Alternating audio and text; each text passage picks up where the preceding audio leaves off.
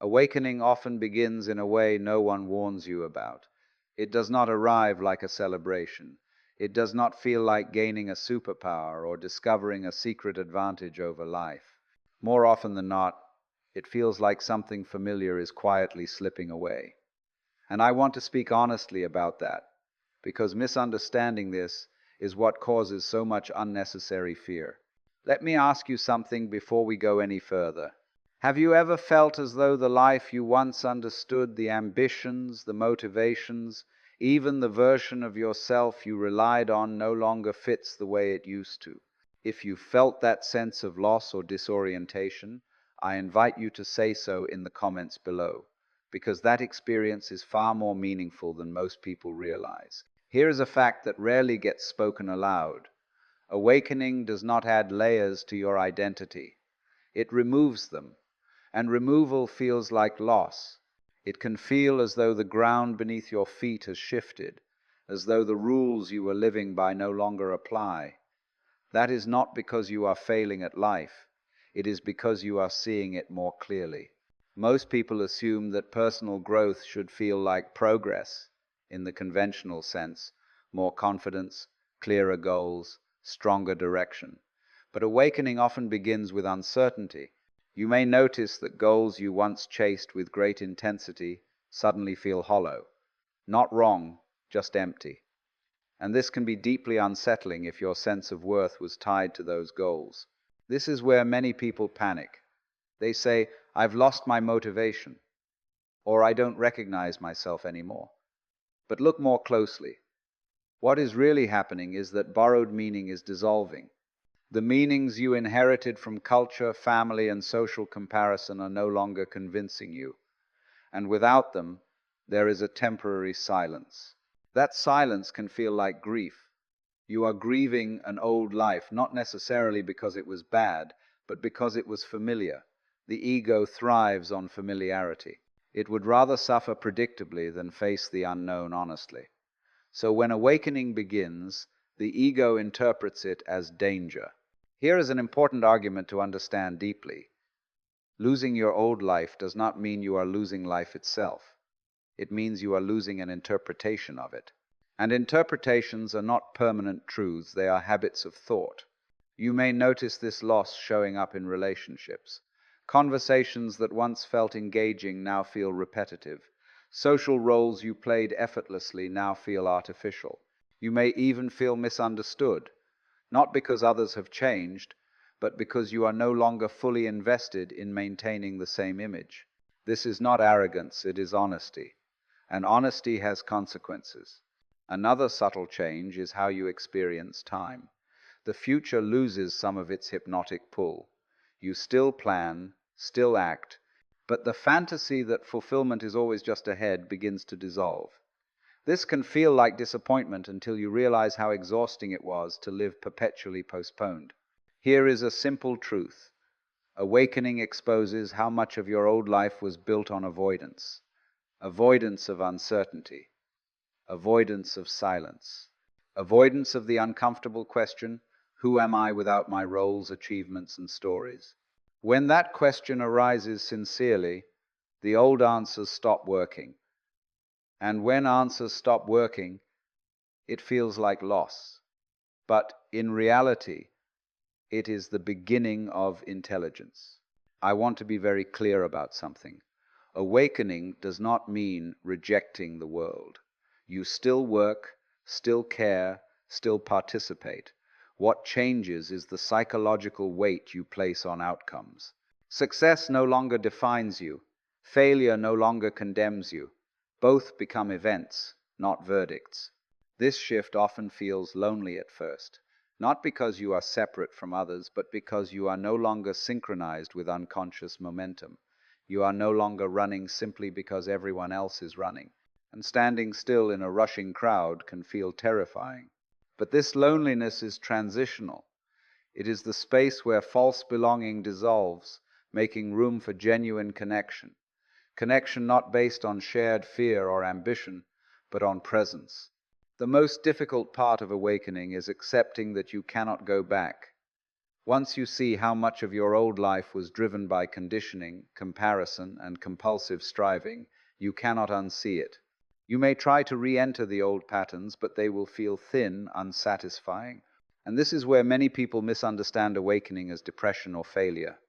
But depression says nothing matters. Awakening says, what I thought mattered is not the whole story. That distinction is crucial. When the old life begins to fall away, the ego reacts with urgency. It wants explanations, timelines, guarantees. It asks, what am I becoming? And when will this settle? But awakening does not move on a schedule. It moves by subtraction. And the ego, which survives by accumulation, finds this deeply threatening. Here is a fact you can observe directly. The ego is built entirely from memory and anticipation. It is a structure made of past experiences and future expectations. When awakening happens, attention returns to the present moment, and that structure begins to weaken.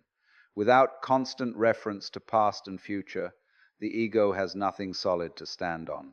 This is why you may feel ungrounded. Not because you are losing your balance, but because the ground you were standing on was conceptual. It was made of ideas about who you are supposed to be. When those ideas loosen, there is a moment of free fall. Most people are taught to avoid free fall at all costs. We are trained to cling to beliefs, routines, identities, and roles, even when they no longer fit. So when awakening introduces space, the reflex is to fill it immediately. New goals, new labels, new distractions. But this only delays the process. Here is an argument worth considering slowly. If something false is collapsing, allowing it to collapse is not destruction, it is clarity.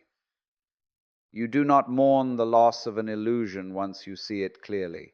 You mourn only while you are still partly convinced by it. The ego often responds by trying to spiritualize itself. It adopts the language of awakening, uses insight as another identity. I am more aware than others, it says, or I am beyond ordinary concerns. This is not awakening. It is the old life wearing new clothes. Real awakening feels humbling. You realize how little you actually control. You see how often your sense of authorship was an afterthought, a story told after actions had already happened. Breathing, thinking, reacting, these occur before you claim them. This recognition can be frightening at first. The old life was built around the idea of personal authorship.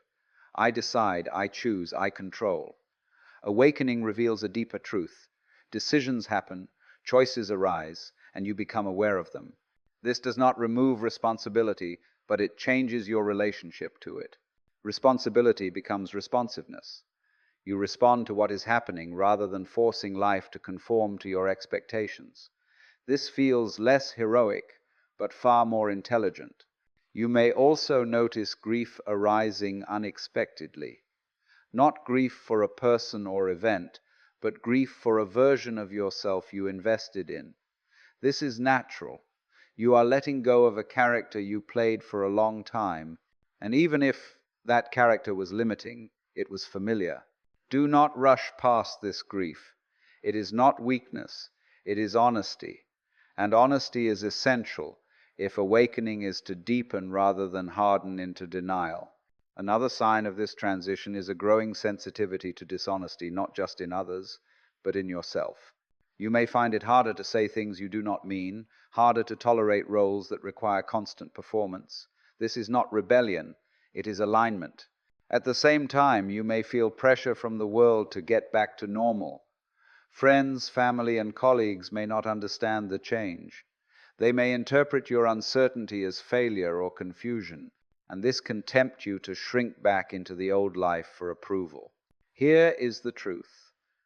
Awakening often looks like regression from the outside.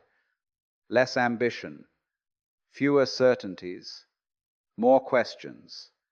But internally, it is a movement toward coherence, toward living in a way that no longer contradicts what you see. This is why the old life cannot be saved.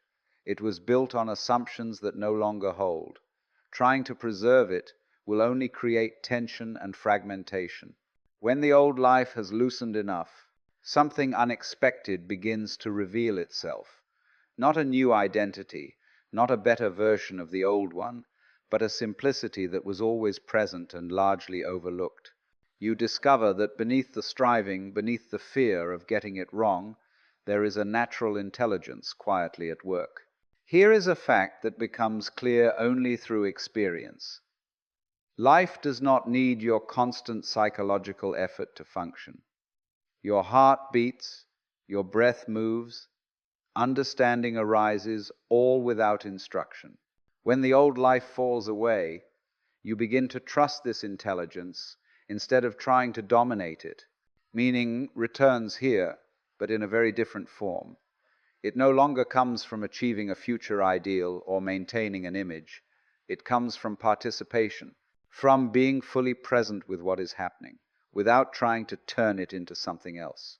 This is why awakening does not leave you empty for long. The emptiness was only the absence of false meaning.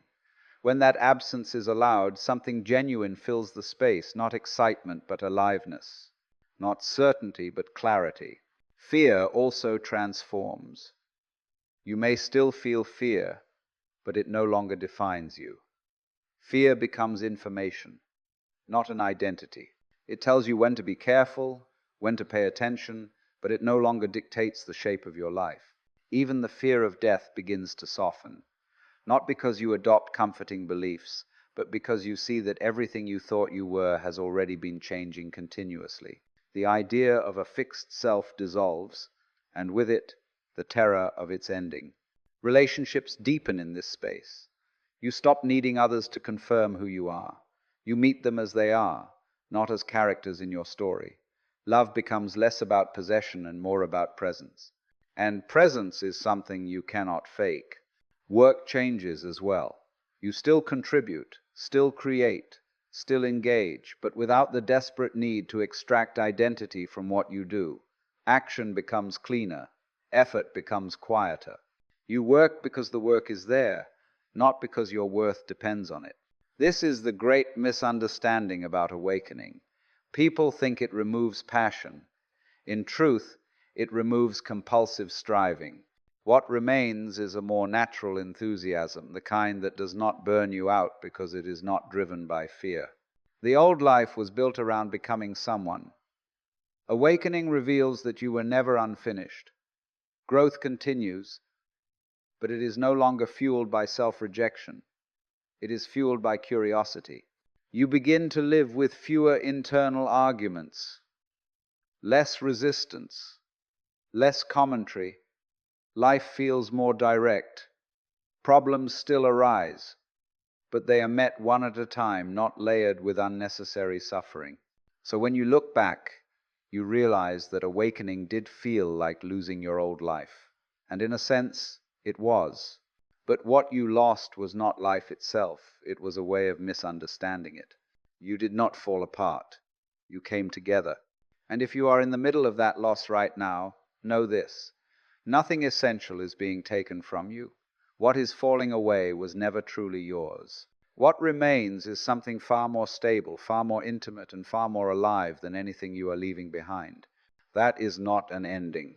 It is a return.